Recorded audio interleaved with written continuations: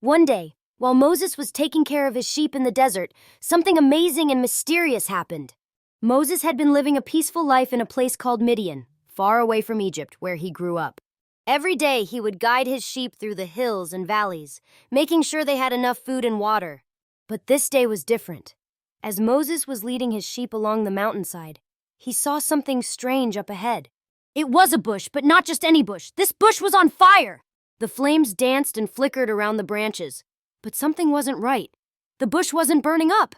Normally, when something catches fire, it turns to ash, but this bush stayed green and full of leaves, even with the flames all around it. Moses was so curious. Why isn't this bush burning up? He wondered. So he decided to walk closer to see what was happening. As Moses got near the bush, something even more surprising happened. He heard a voice calling his name. "Moses! Moses!" the voice said. Moses stopped in his tracks, his eyes wide with amazement.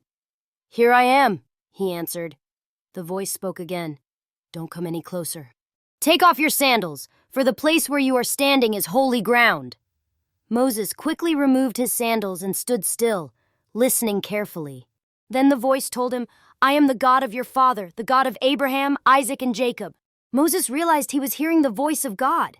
He was so amazed and felt a little scared too. He covered his face because he knew he was in the presence of something very special. God spoke to Moses from the burning bush and said, "I have seen how my people, the Hebrews, are suffering in Egypt.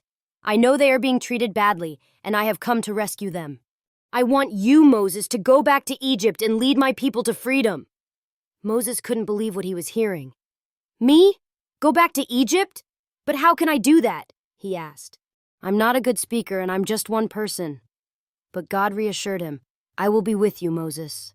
You won't be alone. I will help you, and together we will lead the people to freedom." God even gave Moses a special sign to show the people that he had sent him.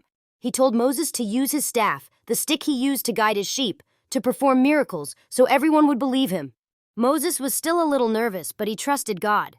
He knew that if God was with him, he could do anything. So Moses agreed to go back to Egypt just as God had asked.